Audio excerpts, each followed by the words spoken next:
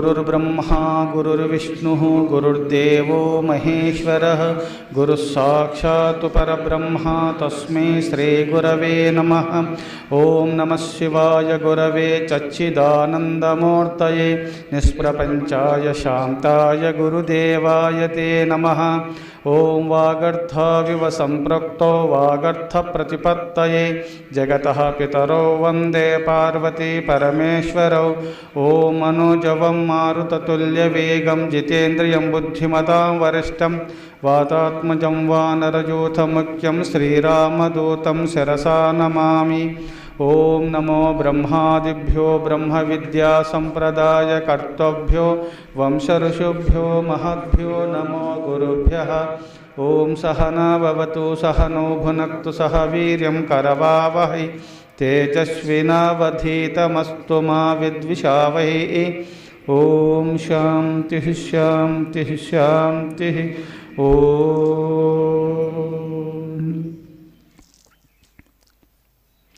को वा दरिद्रो हि विशालतृष्णः श्रीमान् स को यस्य समस्ततोषः जीवन्मृतकस्तु निरद्यमो यः किं वा मृतं स्यात् सुखदा निराशा అని జగద్గురు శంకరాచార్యుల వారు ప్రశ్నోత్తర రూపంలో ప్రశ్న వేస్తూ దానికి సమాధానం జవాబు చెప్పుతూ శిష్యుని రూపంలో తాను ప్రశ్నిస్తూ గురు రూపంలో సమాధానము చెప్పుతూ ప్రశ్నోత్తర మణిరత్నమాల అనే గ్రంథమును రచించినారు జగద్గురు శంకరాచార్యుల వారు. అందుకోసమే ప్రథమంలో శిష్యుడు ప్రశ్నించినాడు, గురుదేవ కోవా దరిద్రోయి విశాల తృష్ణ, ఈ సృష్టిలో దరిద్రులు అనగా ఎవరు స్వామి అని ప్రశ్నించినాడు. దరిద్రులలోకెల్లా గొప్ప దరిద్రులు ఉన్నారు. దరిద్రులకెల్లా గొప్ప దరిద్రులు ఎవరు స్వామి సృష్టిలో అంటే కోవా దరిద్రోయి విశాల తృష్ణ, ఆశని గొప్ప అంతులేని ఆశ కలిగిన వారు దరిద్రులు. ఆ అంతులేని ఆశ కలిగినటువంటి వారు ఎవరైతున్నారో వాళ్ళు దుఃఖమునకు గురి అవుతారు. ఉన్నదాంతో తృప్తి పడాలా, లేనిది ఆశించకూడదు. అందుకోసమే అంతులేని ఆశ కలిగిన వారు దరిద్రులు. నాయన ఆశ అనగా దరిద్రులు అనగా ఎవరు గురుదేవా అని శిష్యుడు ప్రశ్నించగా గురుదేవులు సమాధానం చెప్పినారు, అంతులేని ఆశ కలిగినటువంటి వారు దరిద్రులు అనగా అతి ఆశ కలిగిన వారు దరిద్రులు. వాళ్ళు ఉన్నది కూడా కోల్పోతారు. వాళ్ళు అతి ఆశ ఉన్నటువంటి వారు, అది తప్పదు, సృష్టి నియమం అది.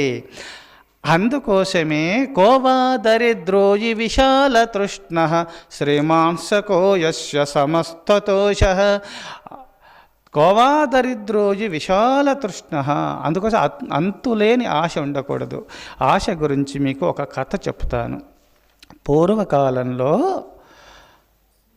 ఒక రైతుల వారు పొలము చెరుకు తోట బాగా వేసినాడు. ఒక 4 ఎకరాల పొలం ఉంది, నిండుగా చెరుకు తోట వేసినాడు. బాగా పండు పారింది. ఆ చెరుకు గడలు ఇంకా కొయ్యాలనుకున్నారు. పండు మాగి ఉంది కావున అప్పుడు దేవదానుల యుద్ధం జరిగింది.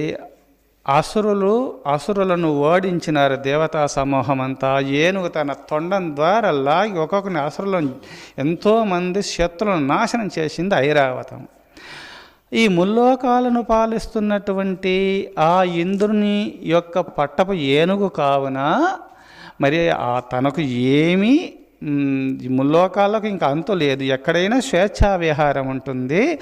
ఆ ఇంద్రుని యొక్క పట్టపు ఏనుగనగా తను ఎక్కి తిరుగుతాడు కావున అందుకోసమే ఆ దేవదానవుల యుద్ధంలో విజయాలు పొందినారు కావున దేవతలు అసురులను ఓడించినారు కావున అందరూ ఆ ఇంద్రలోకంలో ఉత్సవాలు చేసుకుంటున్నారు దేవతా సమూహం అంతా.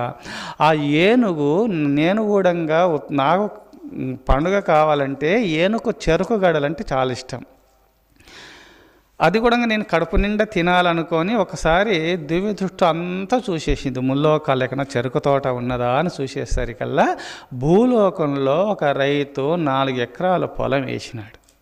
అది పండు మాగి ఉన్నది. దానికి అంతులేని ఆనందం కలిగింది. దానికి నేరుగా భూలోకానికి వచ్చేసింది. రాత్రి వేళలో పౌర్ణమి రోజున నేరుగా వచ్చేసింది. భూలోకంలో కడుపు నిండుగా తినింది, వెళ్ళిపోయింది. ఈ రైతు మరో రోజు వచ్చి చూసినాడు, పొలం చుట్టూ తిరిగినాడు. ఎక్కడికి వెళ్ళి వచ్చిందా ఏనుగు? పొలంలో ఏనుగు అడుగులు ఉన్నాయి, బయట నుంచి ఎక్కడికి వెళ్ళి వచ్చినట్టు లేదు కదా, ఏంది ఈ వింత అని చెప్పి ఎక్కడ చూసినా బయట నుంచి చుట్టూ నుంచి రావాలంటే ఇంకా వేరే పొలం నుంచి రావాలి కదా, భూమిపైన అడుగులు ఉంటాయి కదా, ఇది వింతగా ఉందని చెప్పి కాపలగా ఉన్నాడు. మరో రోజు ఏనుగు ఆకాశంలో నుంచి, ఎందుకంటే క్షీరసాగర మథించినప్పుడు క్షీరసాగర సముద్రంలో నుంచి ఉద్భవించినటువంటిది, అవతరించినటువంటిది ఐరావతము ఏనుగు. క్షీరసాగరము దేవాసురులు మథించగా పుట్టినటువంటిది ఏనుగు అన్నమాట. తెల్లటి ఏనుగు ఆకాశంలోంచి నేరుగా ఆ భూమండలం వైపు, భూలోకం వైపు వస్తూ ఉన్నది. నేరుగా వచ్చి ఆ చెరుకు తోటలో దిగింది. అంతా బాగా కడుపు నిండా మేసింది.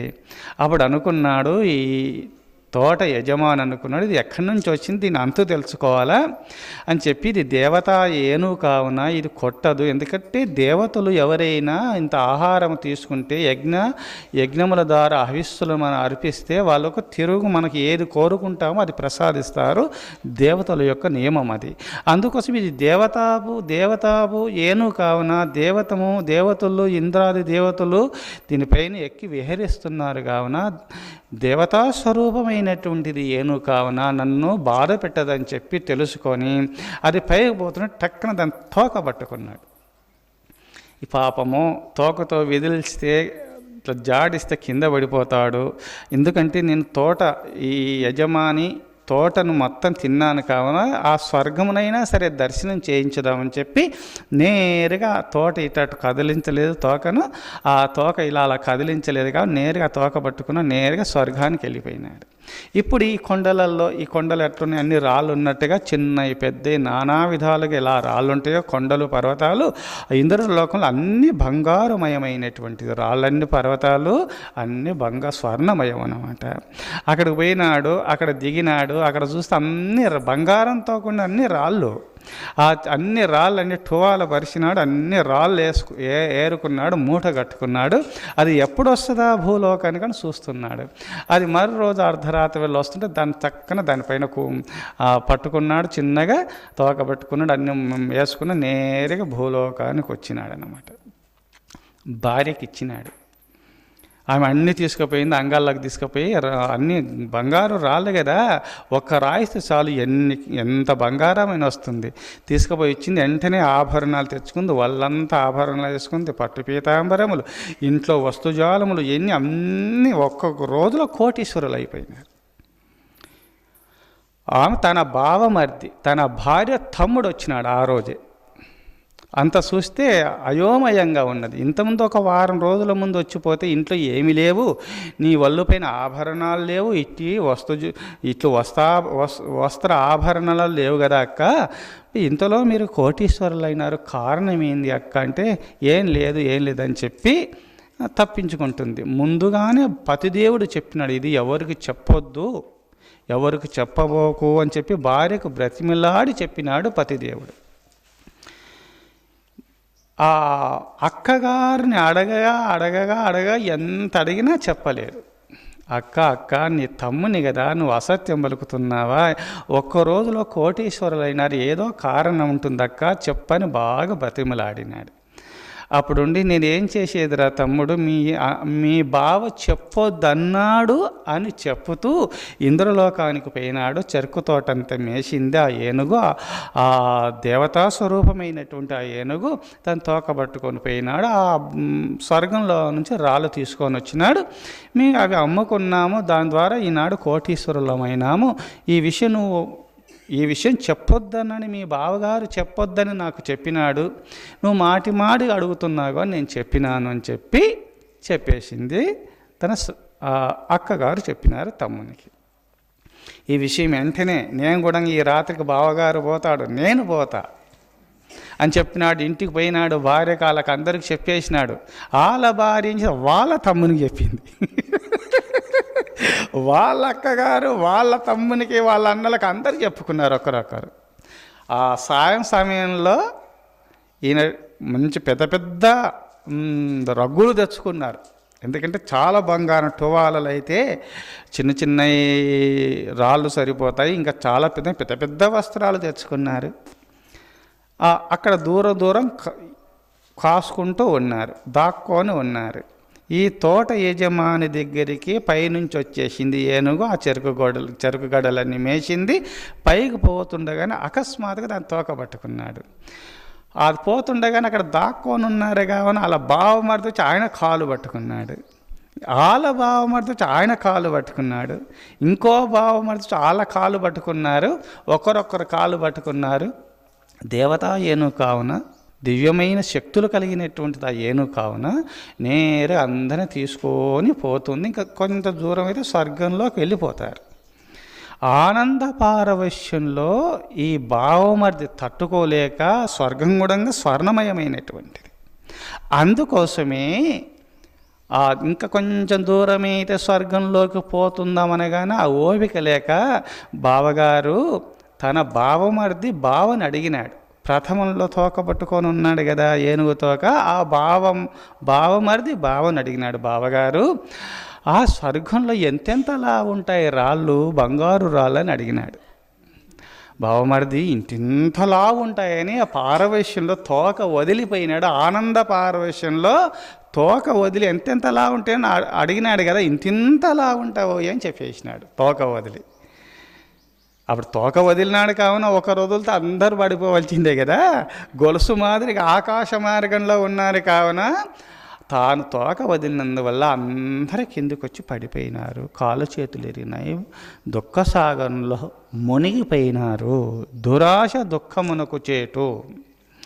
ఉన్నదాంతో తృప్తి పడాలా, లేనిది ఆశించకూడదు. ఆయన ఒకరోజు 2 రోజులు పోయినాడు, సరిపోదా ఇంకా కావాలా అని పోయినందువల్ల ఆయన కూడా కాలు చేతులు ఎరిగినాయి. అందుకోసమే దేవుడిచ్చిన దాంతో తృప్తి పడండి. ఇంకా అతి ఆశ పోయినారనుకో మీకు దుఃఖం ఏర్పడుతుంది. అందుకోసము కోవా దరిద్రోజి విశాల తృష్ణ. దరిద్రులు ఎవరు అంటే అంతులేని ఆశ కలిగినటువంటి వారు దరిద్రులు. వాళ్ళు శ్రీమాంశకో యస్య సమస్తతోష. గురుదేవ, దరిద్రులు ఎవరంటే ఉన్నదానితో తృప్తి పడకుండా అంతులేని ఆశలో మునిగి లేనిది ఎప్పుడు చింతిస్తూ కూడుతుంటారు. చూడు, కర్తవ్య కర్మలు చేయకుండా ఆశలో మునిగి వాళ్ళు దరిద్రులు. మరి శ్రీమంతులు భాగ్యవంతులు అనగా ఎవరు గురుదేవా అని ప్రశ్నించినాడు శిష్యుడు. శ్రీమాంసకో యస్య సమస్తతోష.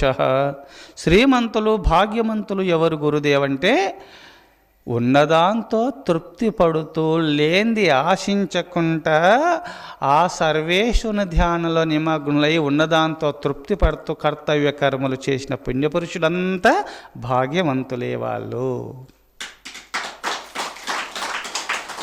వాళ్ళందరూ కూడా ముక్తాత్ములు కావడానికి అధికారులు ఉంటారు. ఎందుకంటే మనసును అదుపులో చేసుకొని, ఇంద్రియాలను అదుపులో చేసుకొని ఆ పరమేశ్వర సాక్షాత్కారాన్ని పొందడానికి అధికారులు అవుతారు వాళ్ళు. అందుకోసమే శ్రీమంతులు ఎవరు, భాగ్యవంతులు అనగా ఎవరంటే ఉన్నదాంతో తృప్తి పడుతూ ఆ సర్వేశ్వర ధ్యానాలు నిమగ్నమై కర్తవ్య కర్మలు చేసుకున్న వాళ్ళందరూ భాగ్యవంతులే. వాళ్ళే శ్రీమంతులు, నిజమైన శ్రీమంతులు, భాగ్యవంతులు అని జగద్గురు శంకరాచార్య వారు శిష్యునికి ఉపదేశం చేసినారు. లోకాన్ని అందరూ ఆ శిష్యుని నిమిత్త మాత్రగా పెట్టుకొని లోకానికి ఉపదేశించిన దివ్య సందేశం ఇది శంకరాచార్య వారు. అందుకోసమే శ్రీమాంశకో యస్య సమస్తతోష జీవన్మృతకస్తు నిరద్యమోయ. గురుదేవ, బ్రతికియుండగా చనిపోయిన వాళ్ళు ఎవరు ఈ సృష్టిలో? బ్రతికియుండగానే చనిపోయిన వాళ్ళు ఎవరు? ఎవరైనా బ్రతికి ఉండగానే చనిపోయిన వాళ్ళు ఎవరు? అది శిష్యుడు మరి ఎలా ప్రశ్నించినాడు చూడండి. బ్రతికినాడు, బ్రతికుండగానే చనిపోయిన వాళ్ళు ఎవరు? జీవన్మృత, జీవుడుండగానే మృత శరీర చనిపోయిన వాళ్ళు ఎవరు? జీవన్మృత కస్తు నిరద్యమోయ.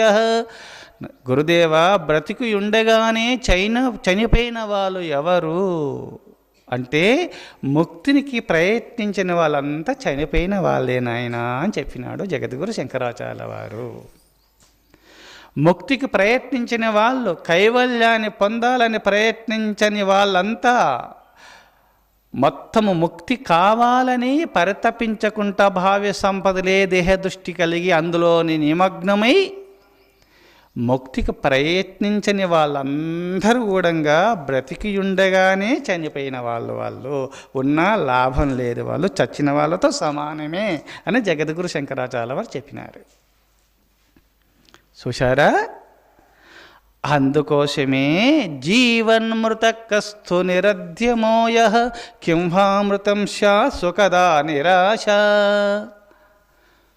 స్వామి, సుఖజీవులు ఎవరు, సుఖమంతులు ఎవరు స్వామి అని నిరాశ, ఆశ లేనివారు నాయన సుఖమంతులు.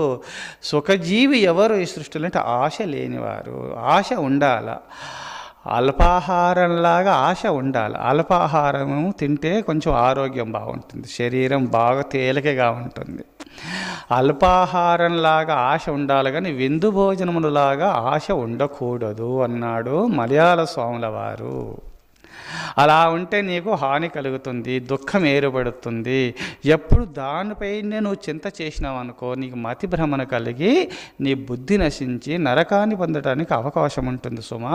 ధ్యాయతో విషయాన్ పుంసః సంగస్తేషూపజాయతే సంగాత్ సంజాయతే కామః కామాత్ క్రోధో విజాయతే క్రోధోద్భవతి సమ్మోహః సమ్మోహాత్ స్మృతి విభ్రమః స్మృతిర్భంశాత్ బుద్ధినాశః బుద్ధినాశాత్ ప్రణశ్యతి. కృష్ణ పరమాత్మ 2వ అధ్యాయంలో ఈ లోకానికి అందించినారు. నాయనలారా, భావ్య వస్తుజాలములు భావ్య ప్రపంచంలో ఉన్నటువంటి పరమాత్మ తప్ప ఈ సృష్టిలో ఉన్న వస్తుజాలములు ఎవరు చింతిస్తారో నశించే, ఈ రోజుండు రేపు నశించి మార్పులు చెందే ఈ వస్తుజాలములు ఎవరు స్మరిస్తారో, అవి చెక్కకపోతే, అవి ప్రాప్తించకపోతే ధ్యాయతో విషయాన్ పుంసః ధ్యానించినందువల్ల మనసు కేంద్రీకరింపబడి ఆ వస్తుజాలంలో కావాలని సంకల్పము కలుగుతుంది. అక్కడ మనసు జటిలమైపోతుంది. అవి ప్రాప్తించలేదనుకో కోపం వస్తుంది. ఎప్పుడు కోపం వచ్చిందో, ఆవేశం కలిగిందో, ధ్యాయతో విషయాన్ పుంసః సంగస్తేషూపజాయతే సంగాత్ సంజాయతే కామః కామాత్ క్రోధో విజాయతే క్రోధోద్భవతి సమ్మోహః సమ్మోహాత్ స్మృతి విభ్రమః స్మృతిర్భంశాత్ బుద్ధినాశః బుద్ధినాశాత్ ప్రణశ్యతి. భావ్య ప్రపంచ వస్తుజాలముల యందు నువ్వు ఈ వస్తుజాలములు చింతించినందువల్ల మనసు జటిలమై అది ప్రాప్తించకపోతే కోపం వస్తుంది. ఆ కోపం వల్ల కోరికలు స్మరించినందువల్ల వస్తుజాలములను స్మరించినందువల్ల మనసు జటిలమై ఇంకా వాంఛ కలుగుతుంది అది సిద్ధింప చేసుకోవాలని. అది సిద్ధించకపోతే కోపం వస్తుంది. ఆ కోపం వల్ల మతి భ్రమణ కలుగుతుంది. మతి భ్రమణ వల్ల బుద్ధి నశిస్తుంది. బుద్ధి నశించినందువల్ల జీవుడు ముక్తి పొందలేడు, అధోగతి పొందుతున్నాడు అని జగద్గురు ఆ శ్రీకృష్ణ పరమాత్మ విశ్వమునకు గురువైనటువంటి జగద్గురువు, లోకాలను సృష్టించిన సృష్టి స్థితి లయకారుడైన భగవంతుడే చెప్పినటువంటి దివ్య సందేశము. అందుకోసమే కోరికలను అదుపులో పెట్టుకోండి. కోరికలను అదుపులో పెట్టుకోకపోతే నిన్ను అదుపులో పెట్టుకుంటాయి. అదుపులో పెట్టుకోవాలి. ఎంత అవసరమో అంతే ఉండాలి సుమా. అతి చింతలు చేయకూడదు. పూర్వజన్మ కర్మను బట్టి పోయిన సంవత్సరం నువ్వు వరి పండించినావు, సజ్జలు వేసినావు, జొన్నలు వేసినావు. పోయిన సంవత్సరం ఏ పంట వేసినావో అది తింటూ ఉంటాం ఈ జన్మలో. ఈ సంవత్సరం ఏదేసో వచ్చే సంవత్సరం తింటావు. పూర్వజన్మలో చేసిన పుణ్యపాపములు ఈ జన్మలు అనుభవిస్తావు. ఇది తప్పదు. మరి తప్పపోతే భగవంతుడు ఎందుకు ఉన్నాడు స్వామి? తప్పించడానికే కదా. నువ్వు మంచి చేస్తే మంచిది ప్రాప్తిస్తుంది.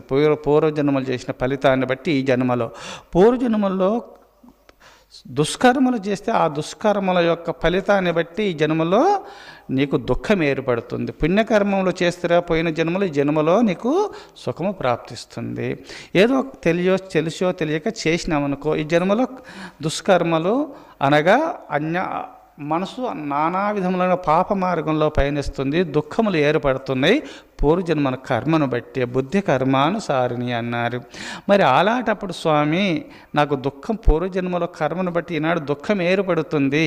దీనికి కారణము ఇది పోవాలంటే ఎట్లా అంటే మీరు గురువు దగ్గరికి వెళ్ళేసి ఉపదేశాన్ని పొంది గురువు ఇచ్చిన మంత్ర జపం ఎప్పుడు జపం చేసుకుంటూ ఆ పరమేశ్వరుని నీకు నచ్చిన దేవుడిని ఎప్పుడు స్మరణ చేసుకుంటూ ధర్మాచరణ కలిగి దైవ చింతన ఎప్పుడు చేసినామో అటు దుష్కర్మలు తొలగిపోయి నీకు సమస్తం శాంతి లభిస్తుంది. సుఖజీవుడు కాగలటానికి మార్గము సర్వేశ్వర చింతన చేయి సన్మార్గ ప్రవర్తకుడవై విహరించుము. ఇదే మార్గము జీవుడు శాంతిని పొందాలంటే. అందుకోసమే నాయనలారా ఈ సృష్టిలో ఏది శాశ్వతం కాదు, పరమాత్మ శాశ్వతము. అందుకోసమే జీవనమృత కస్తు నిరద్యమోయ కింవామృతం శా సుఖదా నిరాశ. అమృతము అనగా ఏది గురుదేవా? అమృతము. ఇప్పుడు ఇంద్రలోకంలో దేవతలంతా అమృతం తాగుతున్నారు కదా, మరి అమృతం అనగా ఏదంటే నిరాశ, ఆశ క్షీణించుటయే, ఏ కోరికలు లేకుండా ఉండడమే కర్తవ్య కర్మలు చేసుకుంటే ఏ కోరికలకు ఇంకా పని చేసిన వాళ్ళు కూలిస్తారు కదా, ఇంకా అడగవలసిన అవసరం లేదు కదా. నీ కర్తవ్య కర్మలు చేసుకొని చింతలల్లో మునుగకుండా ఆశను క్షీణింప చేసుకోవడమే అమృతము తాగిన వాళ్ళు అవుతారు వాళ్ళు అన్నారు జగద్గురు శంకరాచార్యుల వారు. ఈ సూక్తులు మీరు పాటించండి, మీకు ఎక్కడ చూసినా శాంతి లభిస్తుంది. తృప్తించందని మానవుడు సప్తం ద్వీపంబులైన చక్కన్బడునే. తృప్తి లేనటువంటి వారికి ఈ సప్త ద్వీపములకు చక్రవర్తి అయినా తృప్తి లేదు, శాంతి లభించదు సుమా. ఈ రోజు ఉండి రేపు పోయే బుద్భుత ప్రాయములు శరీరాలు నశించేటివి కావున ఉన్నన్ని రోజులు ఇల్లు వదలకండి. మీరు అన్నీ వదలమని చెప్తలేను. మీ భార్యను పోషించండి, పిల్లలను పోషించండి, భర్త సేవ చేసుకోండి, తల్లిదండ్రుల సేవ చేసుకోండి. దేవుడిచ్చిన వరం ఈ సంసారం అని చెప్పి కర్తవ్య కర్మలు, అది ఉద్యోగం బాగా చేసుకోండి, దైవ చింతన చేసుకోండి. మీరు ధర్మ శాస్త్రములు పురాణములు యందు చెప్పినట్టు సద్గురువులు మహాపురుషులు చెప్పినట్టు ఆచరిస్తూ సన్మార్గ ప్రవర్తకులై దైవ చింతన చేసుకుంటే చాలు. మీరు ఏదనుకుంటే అది మీకు సిద్ధించి తీరుతుంది, సందేహమే లేదు ఇందులో.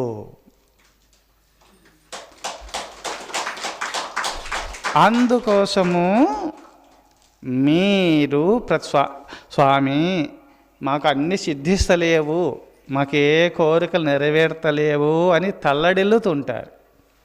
అవి సిద్ధించాలా స్పీడ్గా పరిగెత్తాలా, అన్నీ సిద్ధించాలని మీరు కోరుకుంటున్నారు.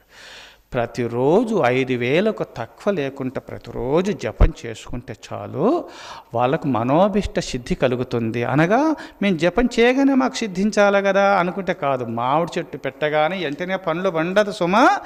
దానికి నీరు పోస్తూ, దానికి ఎరువు వేస్తూ, చుట్టుపక్కల కంప వేస్తూ, మేకలు మేయకుండా ఎవరైతే రక్షణ కలిగి నీరు పోస్తూ ఎరువు వేస్తూ మేకలు ఎద్దులు ఏమైనా మేయకుండా చీడపురుగులు రాకుండా దాన్ని రక్షణ చేస్తే 5 సంవత్సరాల్లో గ్యారంటీగా మామిడి చెట్టు నీకు ఫలాలను ఇస్తుంది, సందేహమే లేదు.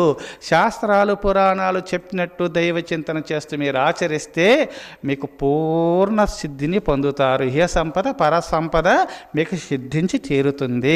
సిద్ధిస్తలేదంటే మీదే లోపము, దేవుని తిట్టబోకండి. మీరు పనులు చేస్తలేరు, మీకు ఆ కూలి వస్తలేదు. మీరు ఆ పరమేశ్వరుని ధ్యానం చేస్తూ నిష్కామ కర్మయోగులై భగవంతుని పైన భారం వేసుకొని విహరించండి, మీకు అన్నీ సిద్ధిస్తాయి. ఇవి సత్యములు. అందుకోసమే ఇక్కడ ఆశ క్షీణించటయే అమృతము. ఆశలు ఉండకూడదు, ఉండాలా. భగవంతు పైన భారం వేసి శాస్త్రాల్లో చెప్పి ఏ ఆశలు ఎంతవరకు ఉండాలనో గురుదేవులు ఏం చెప్తారో అదే మీరు ఆచరించండి. అందుకోసమే నిరాశ కలిగి ఉండాలి సుమ. అతి ఆశలు ఉండకూడదు. ఆశ ఉండాలి కానీ అతి ఉండకూడదు. అతి సర్వత్ర వర్జయేతు. ఆశ అతిమైనటువంటి ఏ కోరికలైనా వర్జించమన్నారు. ఇంకొక కథ చెప్తాను. పూర్వకాలంలో ఒక చిన్న బాలకుడు, చిన్నప్పుడే తల్లిదండ్రులు చనిపోయినారు.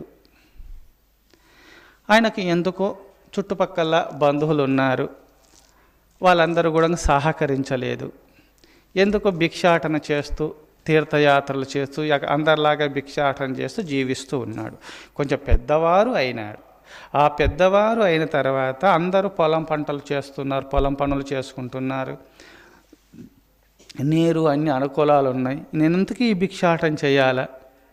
నేను కూడా పొలం పంట పెట్టుకుంటే నాకు డబ్బులు వస్తాయి కదా, ఎందుకు ఇట్లా భిక్షాటం చేస్తూ ఈ సోమరిని ఎందుకు వ్యవహరించాలి? నేను పెద్దవారిని అయినాను కదా, నాకు శక్తి ఉంది కదా అని అనుకుంటూ ఉన్నాడు. అనుకుంటూ కొంచెం పోతూ పోతూ పోతూ, ఎందుకంటే భిక్షాటన చేస్తూ జీవితమంతా తిరుగుతూ తిరుగుతూ తిరుగుతూ ఒక ఇంటికి పోయినాడు.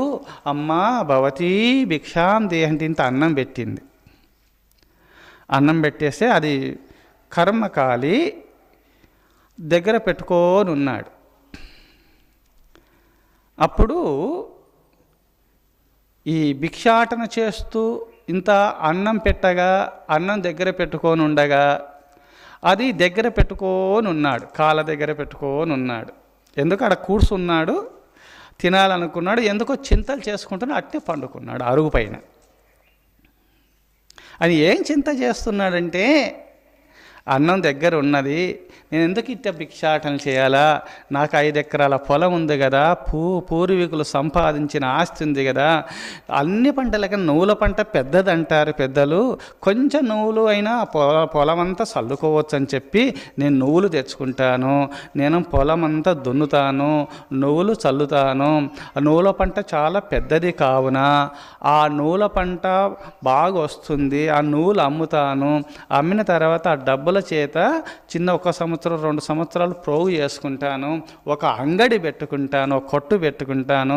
ఆ కొట్టు పెట్టుకుంటే డబ్బులు బాగా వస్తాయి, నేను లక్షాధికారిని అవుతాను, కోటీశ్వరిని అవుతాను. అందరూ గ్రామ ప్రజలంతా ఏమంటారు, అయ్యో రోజు తల్లిదండ్రులు చనిపోయినారు, భిక్షాటన చేస్తూ జీవిస్తున్నటువంటి అబ్బాయి ఈనాడు చూడు కోటీశ్వరుడైనాడు, ఒకడు కొట్టు పెట్టుకున్నాడు, కోటీశ్వరుడైనాడని నన్ను పొగుడుతారు. పొగిడి నేను ఒక గృహస్థాశ్రమం స్వీకరిస్తాను, ఒక అమ్మాయిని తెచ్చి నాకు వివాహం చేస్తారు, చేసిన తర్వాత నాకు కొడుకు పుడతాడు, అందరు అవుతారు, నా భార్య చెప్పినట్టు తినాలా, వినకపోతే తన్నుతా అని చెప్పి తన్నినాడు, కాలు జాడించినాడు.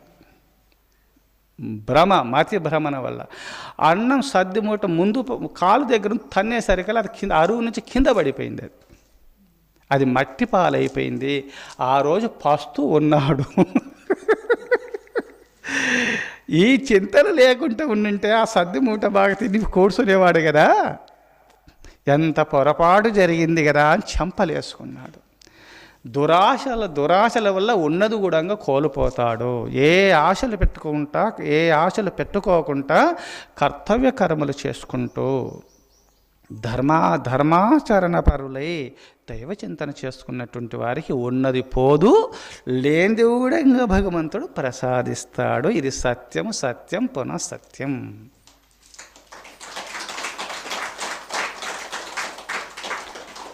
అందుకోసమే మీరందరూ కూడా జగద్గురు శంకరాచార్య వారు ప్రసాదించినటువంటి దివ్య సందేశమును మీరందరూ ఆచరించండి. కోవా దరిద్రోజి విశాల తృష్ణ శ్రీమాంచకో యస్య సమస్తతోష జీవన్మృత కస్తు నిరద్యమోయ కింవామృతం శాసు కదా నిరాశ. ఇటు శ్లోకమును మీరు మననం చేసుకుంటూ మహర్షులు, దివ్య పురుషులు, అవతార పురుషులైన శంకరాచార్యము, శంకరుడే శంకరాచార్యుల వారుగా అవతరించేసి ఈ దివ్య సందేశాలు లోకానికి అందించినారు. కావున మీరందరూ ఆ జగద్గురు శంకరాచార్యుల వారు చెప్పినట్టు మీరు ఆచరిస్తూ మీరు ముక్తాత్ములు కావాలని కోరుతూ ఓం తత్సత్. ఓం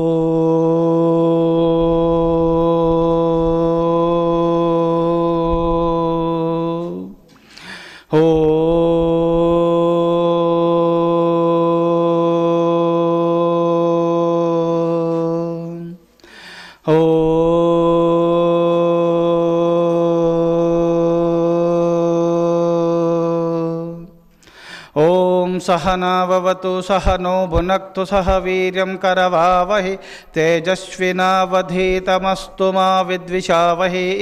ॐ शान्तिः शान्तिः शान्तिः। शम्भो शिव शिव शिव शिव शिव शिव। नारायण नारायण नारायण। ఓం దైవమతము ప్రతిష్ఠితమగునుగాక, కరుణామతము వృద్ధి నందునుగాక, శాంతిమతము స్థాపితమగునుగాక, సత్యమతము స్థిర ప్రతిష్ఠిత నందునుగాక, సనాతన ధర్మమతము ఉద్ధరింపబడునుగాక, ఋషిమతము వర్ధిల్లునుగాక, స్వాతంత్ర్యమతము జయించునుగాక, జ్ఞానమతము వ్యాపకమగునుగాక, కలిమతము అంతరించునుగాక, అహింసావృతము స్థిరస్థాపితమగునుగాక. ఓం తత్సత్. రామ రామ రామ రామ రామ నామ తారకం,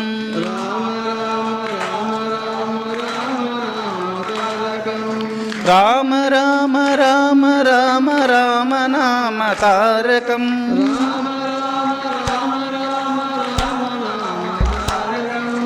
రామకృష్ణ వాసుదేవ భక్తి ముక్తిదాయకం, రామకృష్ణ వాసుదేవ భక్తి ముక్తిదాయకం, జానకీ మనోహరం సర్వలోకనాయకం, జానకీ మనోహరం సర్వలోకనాయకం, జానకీ మనోహరం సర్వలోకనాయకం,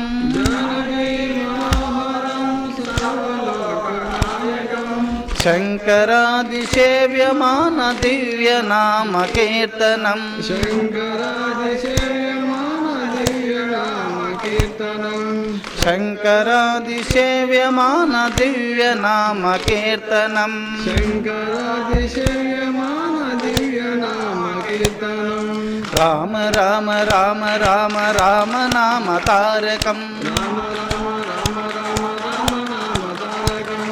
రామ రామ రామ రామ రామ నామ తారకం,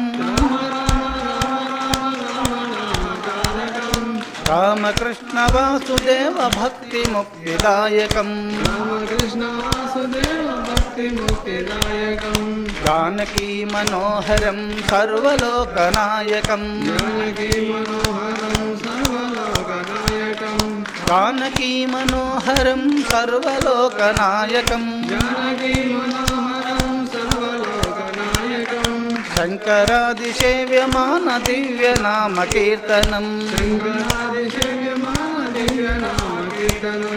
రామ రామ రామ రామ రామ నామ తారకం, రామ రామ రామ రామ రామ నామ తారకం, రామ రామ రామ రామ రామ నామ తారకం, రామ రామ రామ రామ రామ నామ తారకం, రామ రామ రామ రామ రామ నామ తారకం. జై భక్తవత్సల భగవానికి జై, జగన్మాతా की జై. హర హర మహాదేవ శంభో. ఓం బ్రహ్మచారి మహర్షి సద్గురు శ్రీ శ్రీ శ్రీ ప్రేమానంద స్వాముల వారికి